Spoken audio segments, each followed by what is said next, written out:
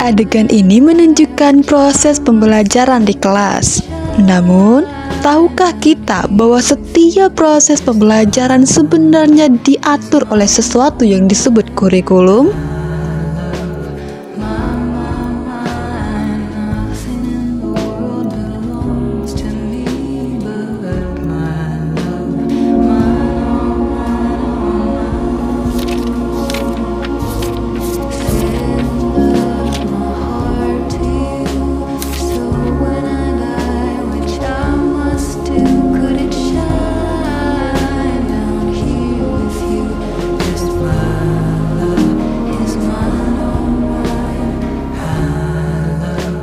Apa yang sebenarnya membuat pelajaran terarah?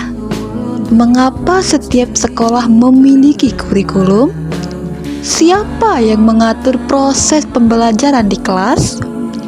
Jawabannya ada pada manajemen kurikulum dan pembelajaran. 1. Pengertian manajemen kurikulum. Manajemen kurikulum adalah proses perencanaan, pengorganisasian, pelaksanaan, dan pengawasan kurikulum untuk mencapai tujuan pendidikan secara efektif dan efisien. Kurikulum sendiri merupakan subperangkat rencana dan pengaturan mengenai tujuan, isi, bahan pembelajaran, serta cara yang digunakan sebagai pedoman dalam penyelenggaraan kegiatan pembelajaran. Dengan demikian, manajemen kurikulum tidak hanya berbicara tentang isi pelajaran, tetapi juga bagaimana kurikulum tersebut dirancang, dilaksanakan, dan dievaluasi dalam praktik pendidikan. Yang kedua, tujuan manajemen kurikulum. Manajemen kurikulum memiliki beberapa tujuan utama, yaitu 1. Mewujudkan proses pembelajaran yang efektif dan efisien. 2. Mencapai tujuan pendidikan secara optimal. 3. Menyesuaikan kurikulum dengan kebutuhan peserta didik dan perkembangan zaman. 4. Meningkatkan mutu pendidikan. Dan 5. Mengoptimalkan penggunaan sumber daya pendidikan. Yang ketiga ada fungsi manajemen kurikulum. Secara umum, fungsi manajemen kurikulum meliputi A. Perencanaan atau planning. Perencanaan merupakan tahap awal dalam manajemen kurikulum. Pada tahap ini dilakukan penentuan tujuan pembelajaran, penyusunan struktur kurikulum, penentuan materi ajar, penyusunan kalender akademik, hingga perencanaan strategi pembelajaran. Perencanaan kurikulum harus mempertimbangkan kebutuhan peserta didik, kondisi sekolah, serta perkembangan ilmu pengetahuan dan teknologi. B. Pengorganisasian atau organizing. Pengorganisasian bertujuan untuk membagi tugas dan tanggung jawab guru, menyusun jadwal pelajaran, mengatur penggunaan sarana dan prasarana, serta menentukan sistem koordinasi antar tenaga pendidik. Dengan pengorganisasian yang baik, pelaksanaan kurikulum dapat berjalan lebih terarah dan terstruktur. C. Pelaksanaan atau actuating. Pelaksanaan kurikulum berkaitan langsung dengan kegiatan pembelajaran di kelas. Pada tahap ini, guru melaksanakan proses belajar mengajar.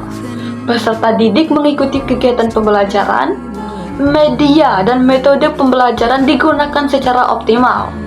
Pelaksanaan kurikulum harus menekankan pada pembelajaran yang aktif, kreatif, efektif, dan menyenangkan. D. Pengawasan dan evaluasi atau controlling. Tahap ini bertujuan untuk menilai keberhasilan proses pembelajaran, mengukur pencapaian tujuan pendidikan, mengetahui kekurangan dalam pelaksanaan kurikulum, serta melakukan perbaikan dan penyempurnaan kurikulum.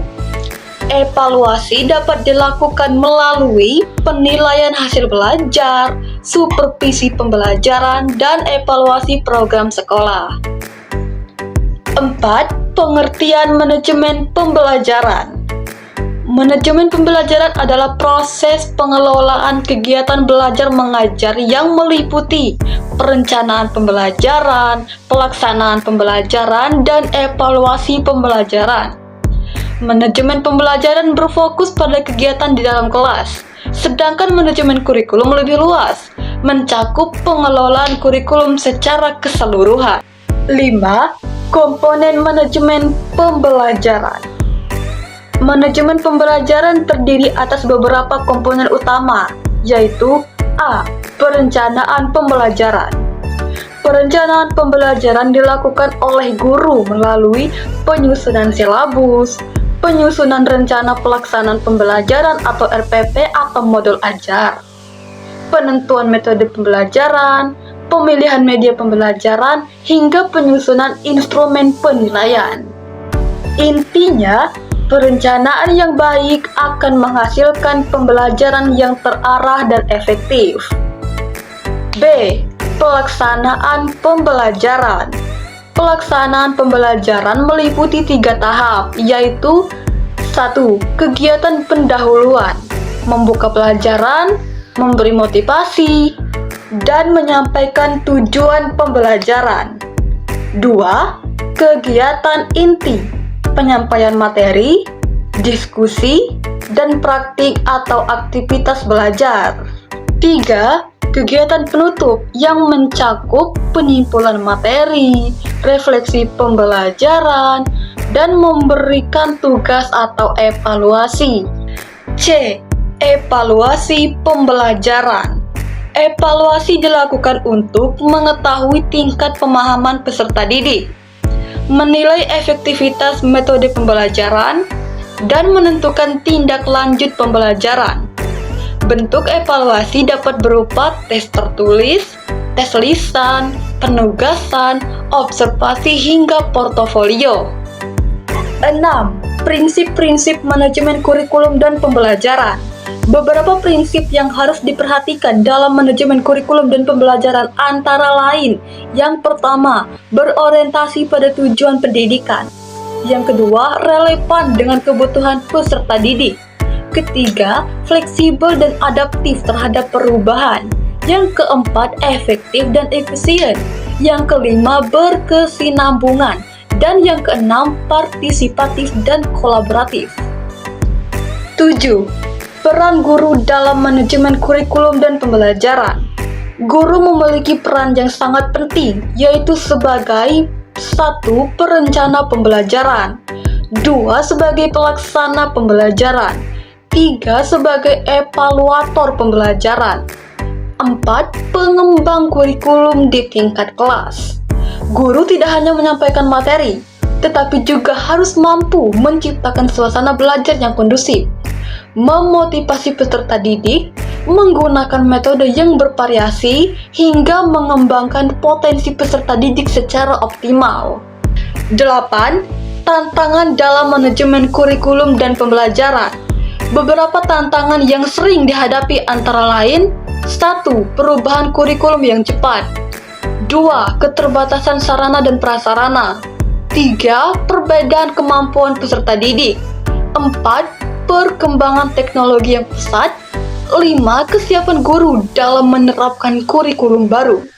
Untuk mengatasi tantangan tersebut, diperlukan pelatihan guru, inovasi pembelajaran, pemanfaatan teknologi, hingga kerjasama antar sekolah, orang tua, dan masyarakat. Sebagai kesimpulan, manajemen kurikulum dan pembelajaran merupakan proses yang sistematis untuk merencanakan, melaksanakan, dan mengevaluasi kegiatan pendidikan agar tujuan pembelajaran dapat tercapai secara optimal. Dengan manajemen kurikulum dan pembelajaran yang baik, diharapkan proses pendidikan dapat berjalan lebih efektif, efisien, dan mampu menghasilkan peserta didik yang berkualitas. Demikian materi yang saya sampaikan.